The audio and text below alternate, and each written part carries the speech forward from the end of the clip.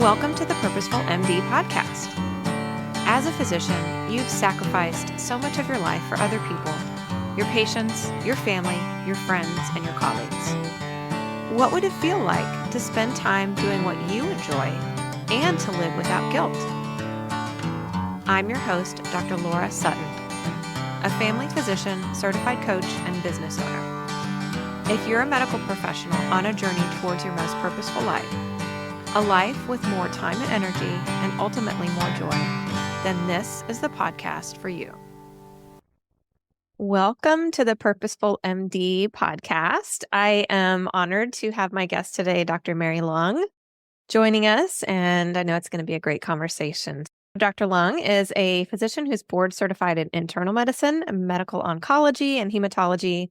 She's also a certified life coach who's passionate about serving physicians who are stressed, overwhelmed, and burnout. From the depths of her own experience of burnout, Dr. Mary founded Shining with Gratitude MD, a company dedicated to coach physicians. Her hope for physicians is to rediscover joy in life and medicine. Dr. Mary enjoys spending time with her family on a beach, and her favorite food is chocolate. So happy to have you, Dr. Leung. Thanks for joining me. So tell us about your journey, and I looked a little bit on your website and how you got into coaching, but tell us your perspective and how you got started.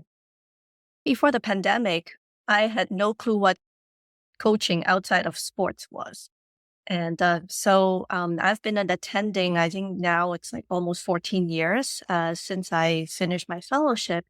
And I've been working in the same job. The job itself has changed, from private practice to a group practice that is a part of a big institution, but I'm still basically in the same job. So I think just looking back, I was actually burned out very quickly, very early on. I was very early on carrying a heavy load of patients. When I first started, I was not really told that I was replacing a retiring physician just, within 3 months. And very quickly, I was just seeing, more than 20 patients a day, both hematology and oncology. And at that time, I had small kids and I was just going home late at night, just charting nights and weekends. So, it was just day in and day out. I was just going through the motions, not really living, not really able to interact with the patients because I was just so exhausted. And I went into, oncology especially, was to really have that long-term relationship with patients and really, have that human connection. And I couldn't have that. And I didn't really feel like going out with my friends for a while too, because I was just so tired.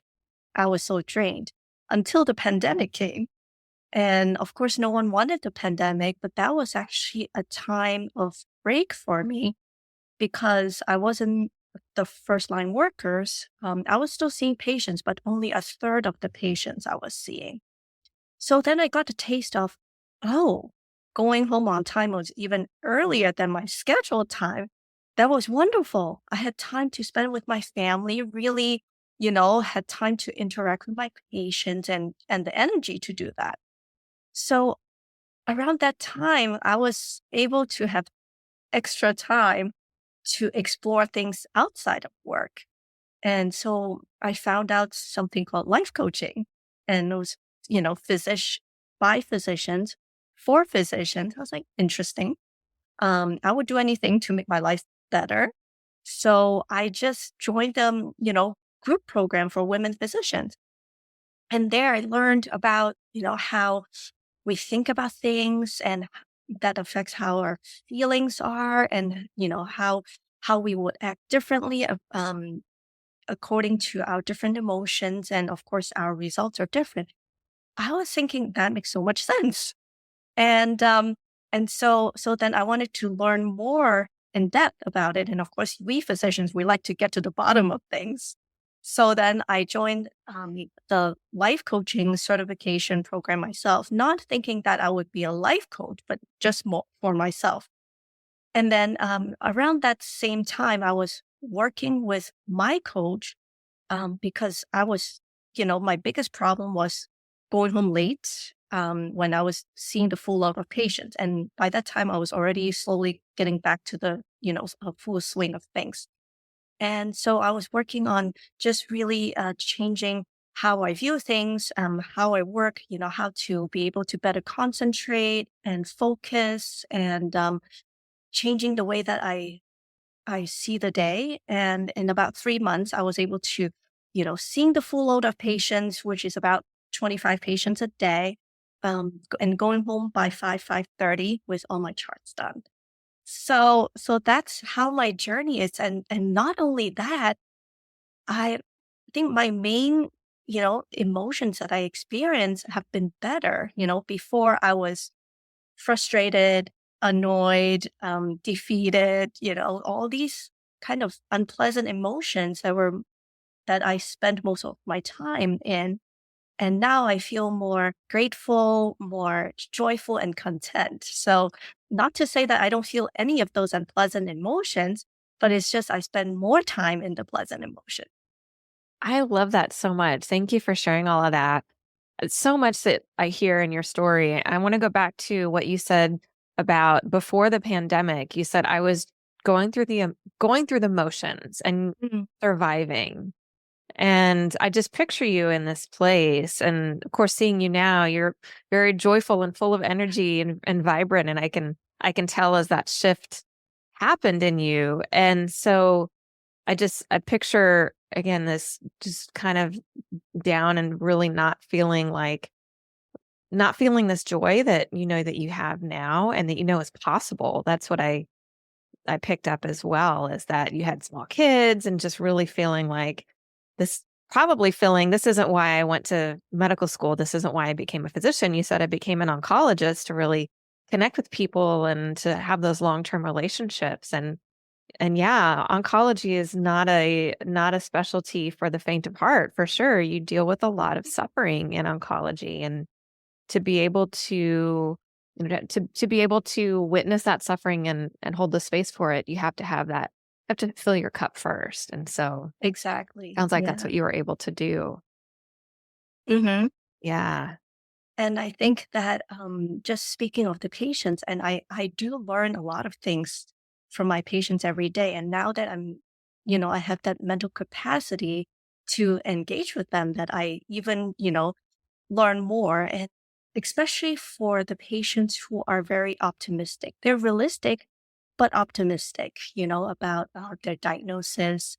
And even though they can have stage 4 disease and they can be terminal, and they're able to be grateful about everything around them, about their family, about their medical team, and, the smile. It's like they're just, of course, they want to live longer and have a decent quality of life. At the same time as they're accepting things that they cannot control, and they're making the best out of it. And I think that's what I've been learning, all these years, that, wow, yeah, there are people out there that are having a lot of suffering, but that does not stop them from really having the joy and the gratitude.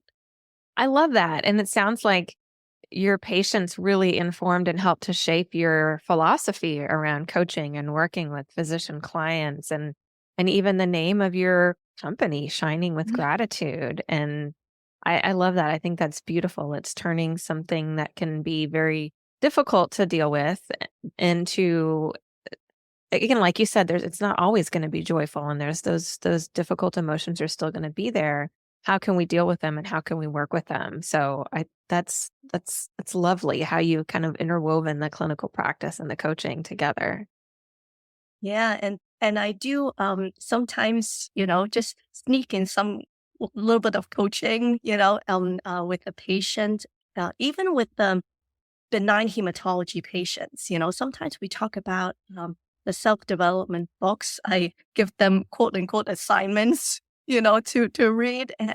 And I really, as I mentioned, I really enjoy those personal connections, because I just think that, yeah, robots can, like AI, right? You can really diagnose the patient and treat the disease. But I think to treat them as a human being, it still takes a human being to do that. And for me, it's I have to be the human being first, rather than just doing and going through the motions.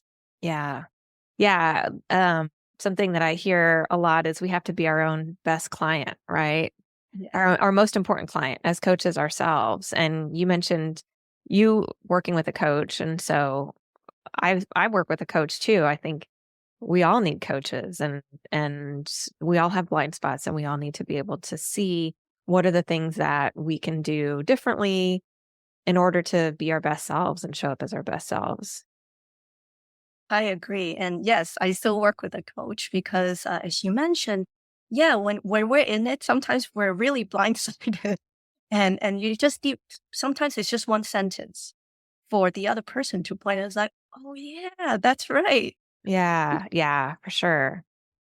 As I heard you talking, you were talking about this kind of arc where, again, pre-pandemic, you had this more than full caseload, and then when the pandemic hit, it sounds like it slowed down a little bit for you caseload-wise, and that you were able to go home earlier than before, and you had more time and energy with your family and with yourself to pursue things outside of medicine.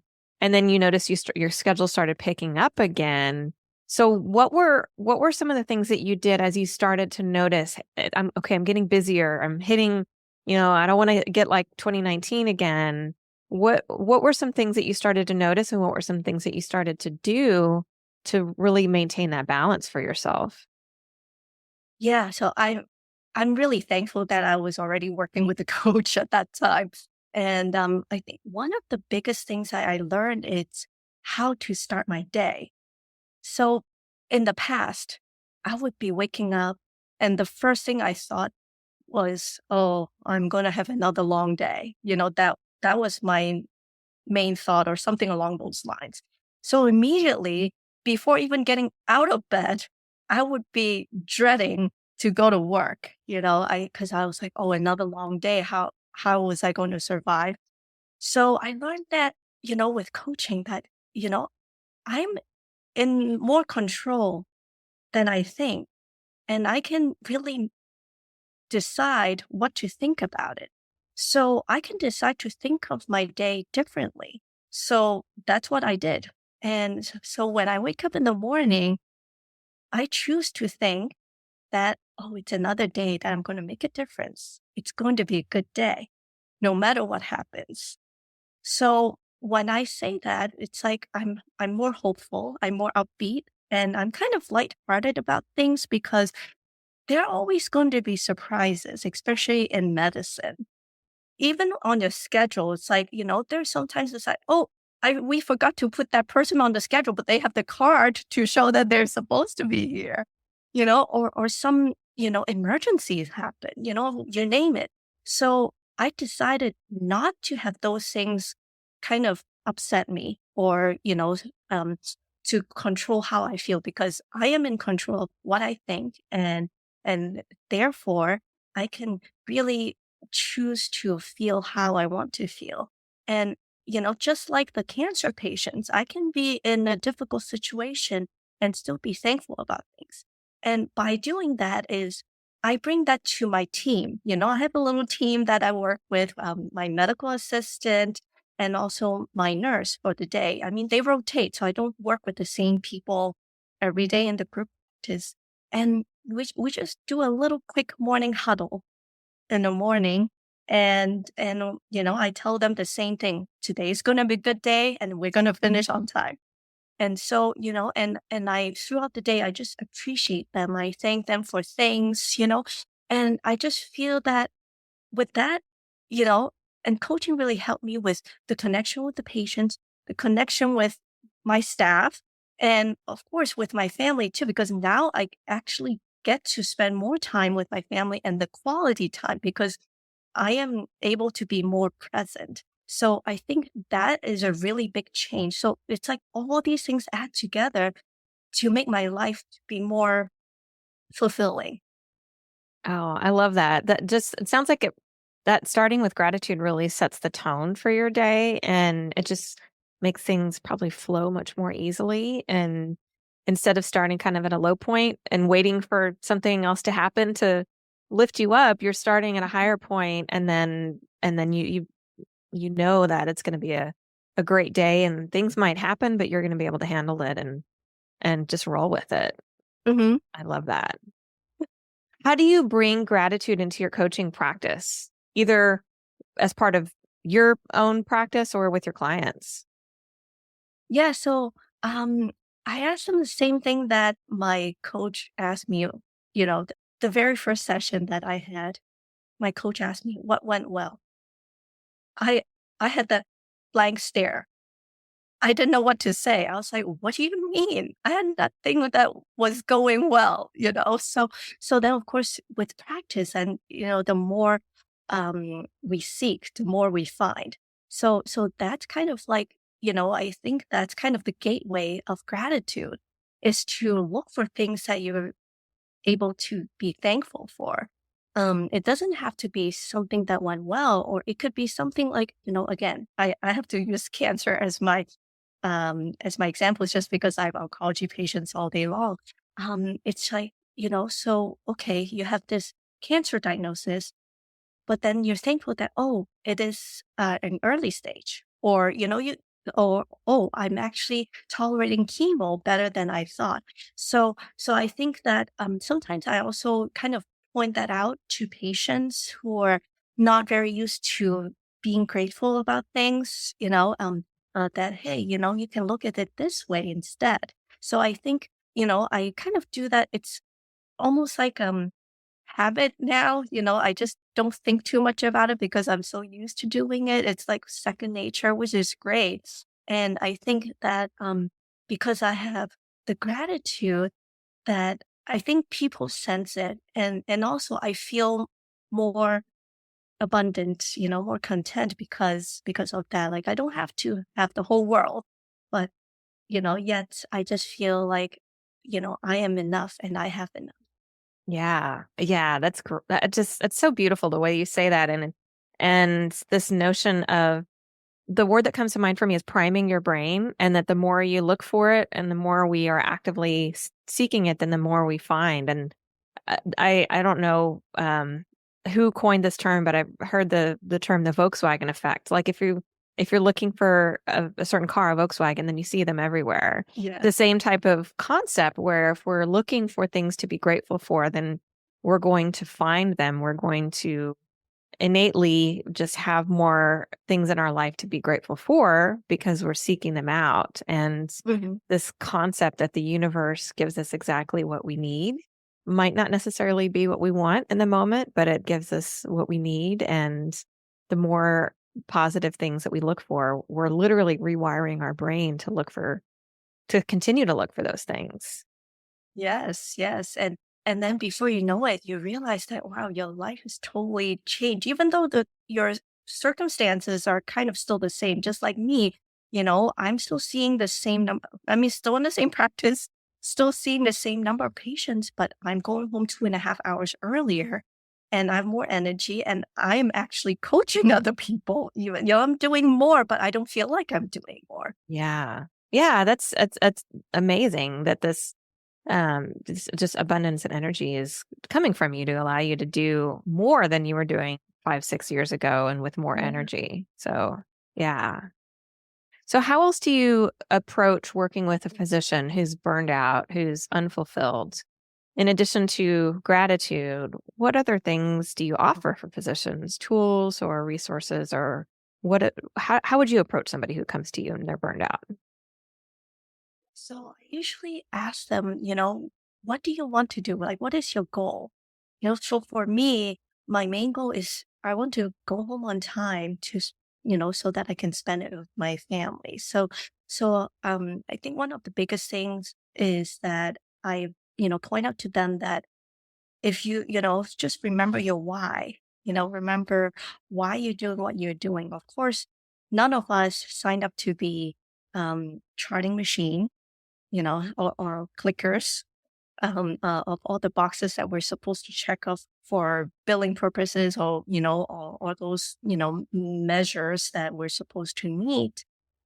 So at the same time is there are means for us to be done because they have to be done as part of our job so that we can do something else that we really want to do. So I view that as, yes, it is a task that we need to do and we can do make the best out of it. So I kind of, share that, with my clients and just be that, yes, of course, ultimately the, the system has to change. And, I think a lot of us are really doing things to help change that. And at the same time is it will take a while for the system to change. So right now it's individually you can do something about yourself to take care of yourself. Because that's the other thing. It's like, you got to take care of yourself before you can fully take great care of other people. Because, as you said earlier, you got to fill your cup first to be able to pour it out for other people. So, before talking about the actual techniques of how to really do the charting and efficiency at work, it's really to a lot of it is to work on the mind and how to think things differently. Yeah. I find that a lot with my clients as well as yes, the frustration is in the charting, but it's not necessarily with the charting so much. And the charting brings about is this lack of control, lack of agency. You mentioned about feeling like we yes, the system is changing and it's changing slowly, but there are things that we can do. I do see that in a lot of physicians who see coaching as this feeling of powerlessness. And I think as coaches, we need to encourage our clients that, yeah, there are things you can do to regain that power and regain that agency, take control of your time and your energy. And gratitude is one of the tools and can be a very, very strong tool. So it sounds like you really start with the client where they are, help them, like you said, remember their why, what's their goal, and then we can use those different tools to work towards the goal. So what do you do to fill your cup? Going to the beach and chocolate, you mentioned. So say Yes. more about either of those two things, or what do you do? Yeah, sure. So about the chocolate part, it's actually, yeah, the whole office knows, and actually a lot of my patients know that I love chocolate. I think that actually started with my grandfather. He loved chocolate. Well, he lived till he was 95 years old. And so I had this secret belief, not so secret now, that maybe if I eat more chocolate, I could be, have that longevity too, right? But that, more seriously, it's I think he passed on that loving chocolate gene to my mom and my mom to me. So for me, it's kind of like that connection with my family. Mm. Besides, I love the sweets. So yeah. So I mean, I do it in moderation. I don't eat the whole bag of chocolate in a day. But I am open to trying different kinds of chocolate with different flavors. I've tried, like a chili chocolate, of kind of like matcha chocolate, whatever, and in Japan, apparently that they're the most number of flavors of Kit Kat chocolate in Hmm. the world. Something that I didn't know about, even more than in the United States, even though Kit Kat is very dear. So the other thing, about spending time to fill my cup is yes, I love the beach. I grew up in Hong Kong, so I really grew up going to the beach a lot. So that's kind of like my quiet place. I enjoy going, spending time with my family. My in-laws have a house in kind of the Hamptons area that we would spend sometimes just, very fine sand, peaceful. Um, and I can just sit there and looking out at the ocean, and have a light breeze. And maybe sometimes just picking up some shells and just, be content, just looking at the sky, looking at my family.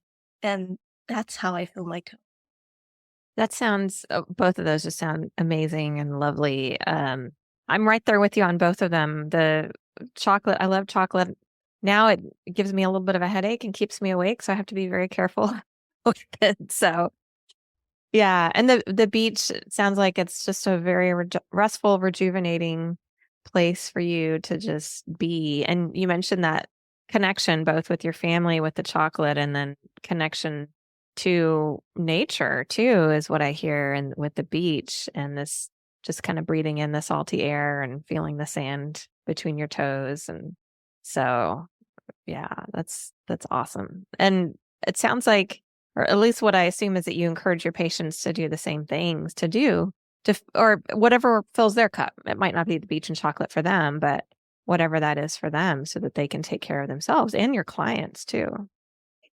patients. I'm like, what do you like to do? And, yes, some of them like crochets, like different hobbies. So I encourage them to, really just do what they enjoy doing. And, the clients too. And of course, when they're in the survival mode, they can't think about anything else but just to live another day. So, the important thing is to help them get out of that survival mode and be able to see that, hey, there's actually life, that you can live again and enjoy, the life outside of medicine and maybe also enjoy medicine again.